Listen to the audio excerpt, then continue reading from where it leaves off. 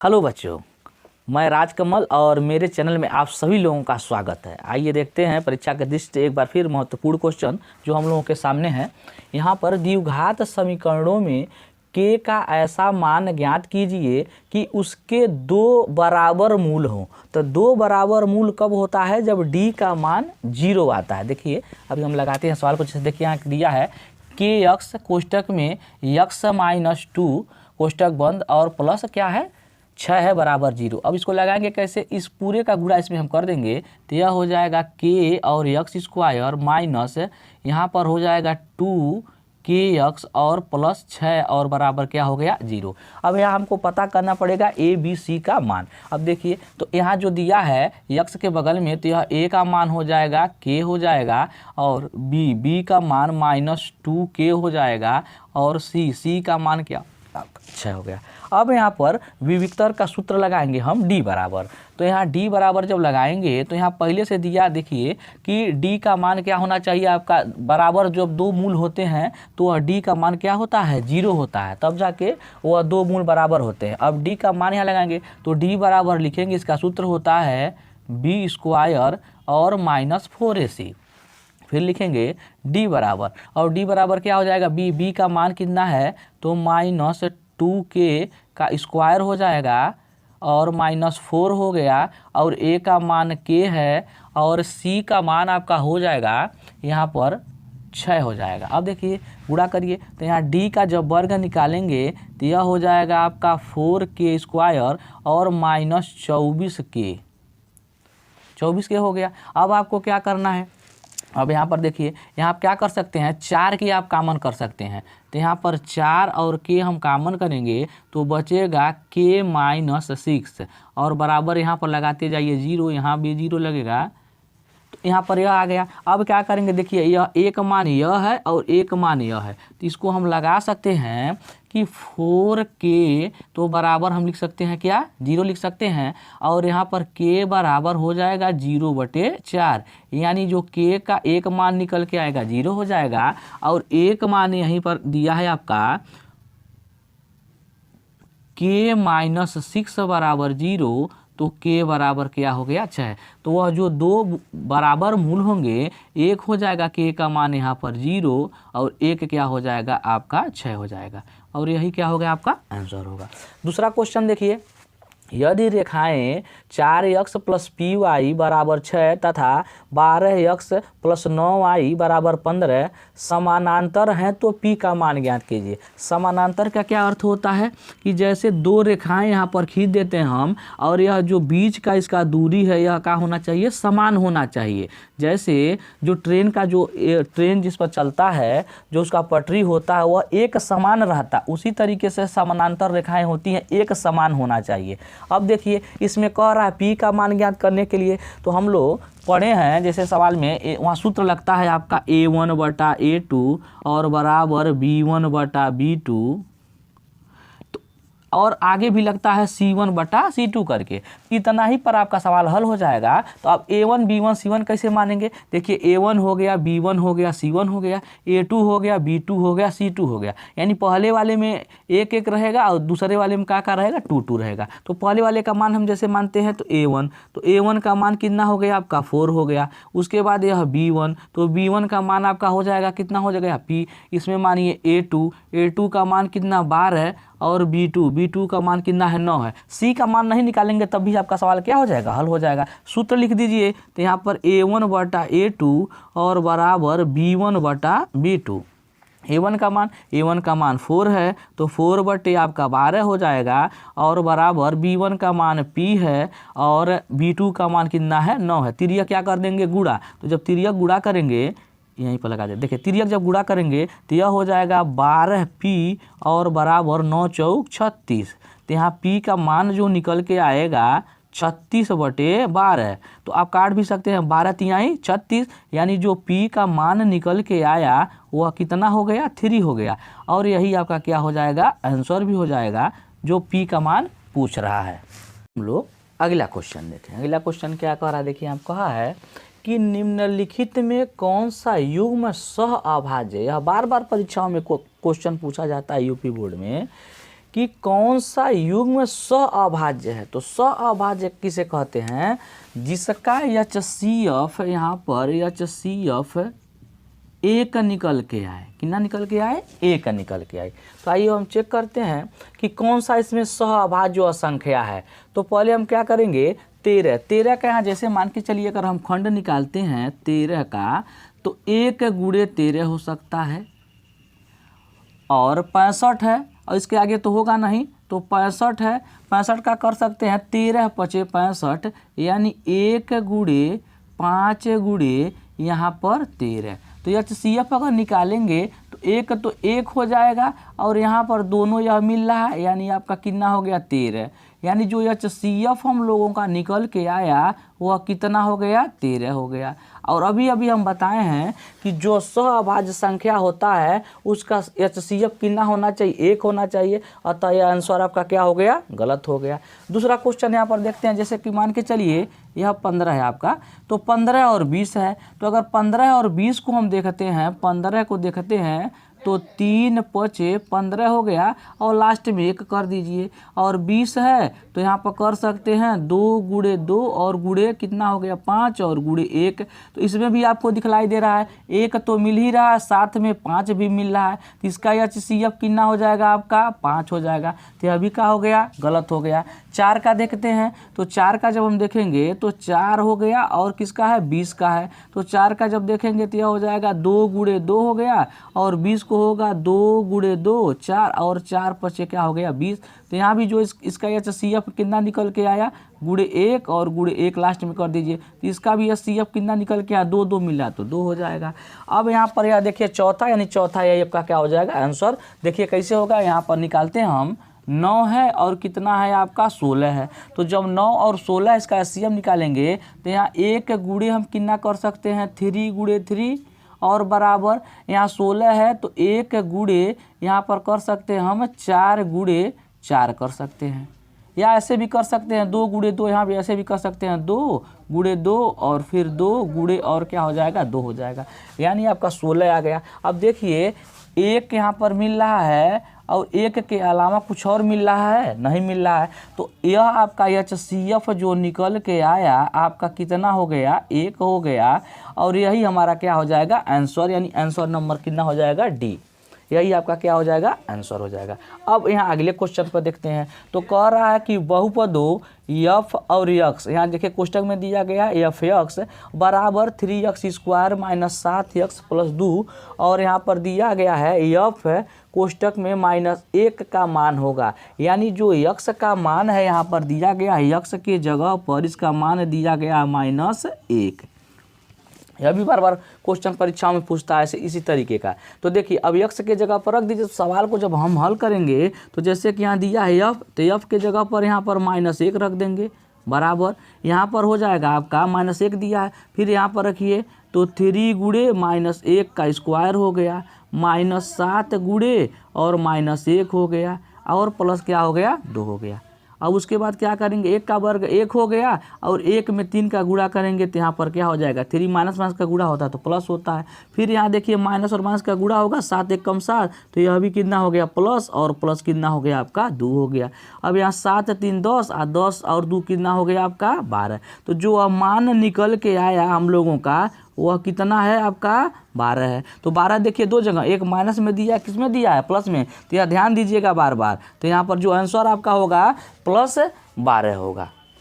अब हम लोग अगला क्वेश्चन लगाएंगे। अगला क्वेश्चन देखिए क्या दिया है, कह रहा है कि द्विघात समीकरण के मूलों की प्रकृति ज्ञात कीजिए और मूलों का अस्तित्व भी ज्ञात कीजिए। इसमें देखिए अगर प्रकृति तक पूछता तो आप विविक्तर का सूत्र लगा देते कि D = B² - 4AC, लेकिन इसमें कह रहा है कि और मूलों का अस्तित्व भी ज्ञात करना है। तो मूलों का अस्तित्व कैसे निकलता है, देखिए यहाँ पर लिखे हैं कि अगर जो D का मान अगर धनात्मक आता है तो मूलों का अस्तित्व है, यानी मूल अस्तित्व में है, और उसका 2 मान आता है, अलग अलग मान आएगा। अगर डी का मान 0 आ गया यानी शून्य आ गया तो मूलों का अस्तित्व यह भी है, लेकिन जो इसके आंसर आएंगे मूल समान होंगे। यानी जो इसके दो आंसर आएंगे, देखिए यहाँ लिखे हैं x बराबर 5 तो x बराबर 5, यानी कोई भी संख्या हो वह हमेशा दोनों का रहेंगे आपस में समान रहेंगे। अगर डी का मान ऋणात्मक हो तो मूलों का अस्तित्व नहीं, यानी मूल अस्तित्व में नहीं होते हैं। अब देखिए सवाल को लगाते हैं हम। 3x² माइनस 4 कौड़ी में 3x + 4 बराबर कितना हो गया आपका 0 हो गया।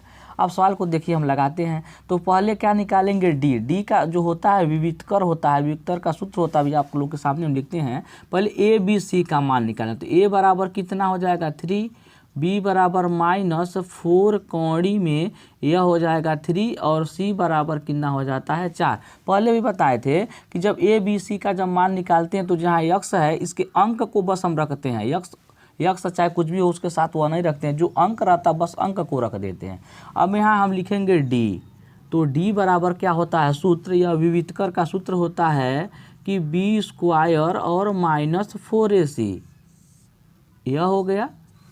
अब इसी सूत्र पर सवाल को हम हल करेंगे। मूलों की प्रकृति यानी डी बराबर यह हो जाएगा बी का मान है तो -4 कौड़ी में 3 का स्क्वायर और -4 गुणे 3 गुणे और 4 हो जाएगा। जब इसका हम हल करेंगे तो पहले भी हम आप लोगों को बता चुके हैं कौड़ी के बारे में। देखिए इसको 2 बार लिखना है, तो जब 2 बार लिखेंगे तो यहीं थोड़ा सा हम बता देते हैं आपको। यहाँ पर देख लीजिए कि -4 कौड़ी में 3 गुणे -4 कौड़ी में 3, माइनस माइनस का गुणा होगा तो क्या हो जाएगा प्लस, बाहर बाहर का गुणा कर लीजिए तो 16 हो गया। और बताए थे कौड़ी जब समान होता है, जब इसका गुणा करते हैं तो कौड़ी हट जाता है, तो यह हो जाएगा 3 और कितना हो गया आपका 48 हो गया। यानी जो यहाँ आपका निकल के आया इसका वर्ग यह हो जाएगा आपका 48 और माइनस यहाँ पर देखिए 4 × 12 और 12 × 48, यानी यह भी आपका 48 आ गया। तो एक प्लस में है और एक माइनस में है तो यह कट के क्या हो जाएगा आपका 0 हो जाएगा। तो जो आपका डी का मान आया वह कितना आया 0। अगर यही सवाल पूछता सिर्फ मूलों की प्रकृति ज्ञात कीजिए तो यही आपका क्या हो जाता आंसर हो जाता, लेकिन कह रहा है कि मूलों का अस्तित्व भी ज्ञात करना है। तो डी का मान देखिए कहाँ 0 आया है, डी का मान देखिए यहाँ 0 आया है और इसके 2 समान मूल होंगे। उसके बाद इस सवाल को क्या करेंगे अब हम हल करेंगे। जब हल करेंगे तो यहाँ पर अब सूत्र लगेगा x बराबर -b प्लस माइनस कौड़ी में b² और -4ac और अपान 2a। यह जो सूत्र है इसे कहते हैं द्विघात सूत्र, द्विघात सूत्र, या इसी सूत्र का नाम है श्रीधराचार्य जी का यह सूत्र है। दोनों नाम से इसे जानते हैं, द्विघात सूत्र भी कहते हैं और श्रीधराचार्य का भी सूत्र कहते हैं। उन्हीं के द्वारा इस सूत्र को बनाया गया है। अब देखिए, अब यहाँ रखिए तो x बराबर -b, तो -b देखिए यहीं पर देख लीजिए। तो यहाँ पर पहले से देखिए यहाँ माइनस है और उसके अंदर भी जहाँ यह है आपका कौड़ी में 3 वहाँ भी माइनस है और प्लस माइनस कौड़ी में। अब देखिए b² - 4ac और अभी देख रहे हैं हम यहाँ पर b² - 4ac का जो मान निकल के आया कितना आया 0। तो यहाँ वह मान लगाने की आवश्यकता नहीं, डायरेक्ट आप मान वहाँ रख सकते हैं। तो यह हो जाएगा आपका 0 और बटे हो जाएगा आपका 2 गुणे और a का मान कितना है आपका 3 है। अब इसको पूरा हम हल करते हैं तो x बराबर यह हो जाएगा, माइनस माइनस का गुणा होगा तो प्लस हो गया, यानी 4 कौड़ी में 3 और यहाँ पर प्लस माइनस 0 का वर्गमूल 0 होता हुआ ख़त्म हो गया, उससे कोई मतलब नहीं है। और यहाँ कितना हो गया आपका 6 हो गया। अब इसको हम काट भी सकते हैं, देखिए 2 × 1 = 2 और 2 × 3 का हो गया 6, यानी जो मान निकल के आया यहाँ देखिए तो x बराबर जो मान निकल के आया यह हो गया आपका 2 कौड़ी में 3 और बटे 3। अब इसका हर का परिमेयीकरण करते हैं अंश का, तो यह हो जाएगा x बराबर 2 कौड़ी में 3 और बटा 3, जब हर या अंश का प्रमेयीकरण करते हैं तो जो ऊपर या नीचे उसी संख्या का क्या कर देते हैं, गुणा। तो अंश का कर रहे हैं तो यहाँ पर कौड़ी में 3 और कौड़ी में 3 का क्या हो जाएगा, गुणा। तो यक्स बराबर यहाँ पर देखिए जब गुणा करेंगे, देखिए कौड़ी और कौड़ी समान है तो हट जाएगा, तो 2 और गुणे कितना आ गया, 3 आ गया। अब बताए थे कि इसमें डाटा गुणा नहीं कर सकते, इसको इस तरीके से लिख सकते हैं 3 कौड़ी में 3, यानी कि इसको लिख सकते हैं 6 कौड़ी में और 3 कौड़ी में 3, तो 3 दूना क्या हो गया, 6। तो यक्स का मान आया 2 बटा यहाँ पर कौड़ी में 3, लेकिन इसके 2 मान होंगे, एक मान नहीं होंगे। देखिए बताए हैं कि जो डी का मान 0 होगा तो इसके 2 मान होंगे, तो इसको हम लिख सकते हैं फिर 2 कौड़ी में कितना, 3, और यही हम लोगों का क्या हो जाएगा, आंसर हो जाएगा। अगला क्वेश्चन लगाएंगे। अगला क्वेश्चन क्या कह रहा है, देखिए कि एक रेलगाड़ी एक समान चाल से 300 किलोमीटर की दूरी तय करती है। यदि यह चाल 5 किलोमीटर प्रति घंटा अधिक होती तो वह उसी यात्रा में 1 घंटा कम समय लेती। रेलगाड़ी की चाल ज्ञात कीजिए। इसे अच्छी तरीके से बताते हैं हम लोग को। देखिए यहाँ पर कह रहा है कि रेलगाड़ी की चाल ज्ञात कीजिए। तो रेलगाड़ी की चाल हमको नहीं पता है, तो पहले इस सवाल में हम मानेंगे कि रेलगाड़ी की चाल। तो यहाँ पर लिखेंगे माना रेलगाड़ी की चाल, माना रेल गाड़ी की चाल। तो वह रेलगाड़ी की चाल क्या हो जाएगा, यक्स किलोमीटर प्रति घंटा। अब देखिए कह रहा एक वही चीज़, एक रेलगाड़ी एक समान चाल से 360 किलोमीटर की दूरी तय करती है। तो कुल दूरी यहाँ लिख सकते हैं आप, कुल यहाँ पर कह रहा है कि यदि चाल 5 किलोमीटर घंटा अधिक रहती, उसके चाल में कुछ बढ़ोतरी किया जा रहा है, तब क्या हो रहा है कि वह उसी दूरी को तय करने में 1 घंटा समय लेती। यह सही भी है कि जैसे मान लीजिए एक चाल से चल रहे हैं, थोड़ा सा स्पीड हम बढ़ा दें गाड़ी का, तो जो समय मान लीजिए हमको लग रहा है 1 घंटे जाने में, वह कम समय लगे, क्योंकि चाल में कुछ क्या हो गया है, वृद्धि हो गया है। तो इसको हम लिख सकते हैं कैसे, यहाँ पर लिख सकते हैं कि 5 किलोमीटर, यहाँ पर लिखेंगे 5 किमी प्रति घंटा चाल में वृद्धि करने पर,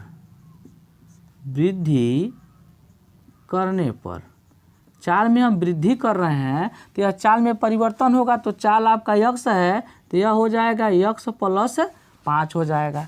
अब देखिए कह रहा 1 घंटे कम समय लेगी, किससे, जो पहला वाला चाल है। तो पहला वाला चाल क्या हो जाएगा, यहाँ हम बता दें आपको कि समय बराबर होता है, सूत्र होता है क्या, समय बराबर दूरी बटे चाल, दूरी बटे क्या हो जाएगा, चाल हो जाएगा।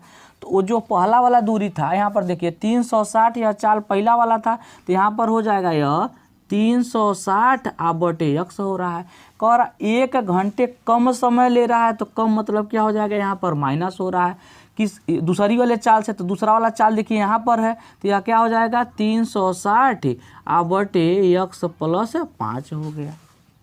अब इसको क्या करेंगे, हम हल करेंगे। तो हल जब करेंगे तो यहाँ बराबर लगा सकते हैं आप, क्या चीज़, 1 है वह कितना समय ले रही है, कम, 1 घंटे, तो 1 हो जाएगा यहाँ पर। अब देखिए एलसीएम इसका ले लीजिए, तो एलसीएम कितना हो जाएगा, यक्स और यक्स प्लस 5। तो यक्स से यक्स कट जाएगा, गुणा इसमें हो जाएगा 360 का गुणा होगा यक्स प्लस 5 में, बीच में माइनस है तो माइनस कर देंगे, यक्स प्लस 5 से यक्स प्लस 5 कट जाएगा, इसका इसमें गुणा हो जाएगा, तो यह हो जाएगा 360 और कितना हो गया, यक्स हो गया। इसका जब गुणा करेंगे तो यह हो जाएगा 360 यक्स और प्लस यहाँ पर 0 हो जाए और 6 पच्चे 30, तो 6 पच्चे 30 को भी कितना हो गया आपका 0 हो गया, 5 यहाँ 15, 3 कितना हो गया 18 हो गया, और माइनस 360 और बटे नीचे गुणा कर दीजिए, तो यह हो जाएगा, यहाँ बराबर 1 है, गुणा हो जाएगा एक्स स्क्वायर और प्लस 5 एक्स और बराबर कितना हो गया आपका 1 हो गया। अब देखिए 1 प्लस में है, 1 यहाँ पर एक्स है, 1 माइनस में है, तो यह दोनों क्या हो जाएगा, कट जाएगा। अब देखिए अब क्या बचा आपके पास, तो बचा आपके पास 1800 बटे x स्क्वायर और 5x और बराबर 1।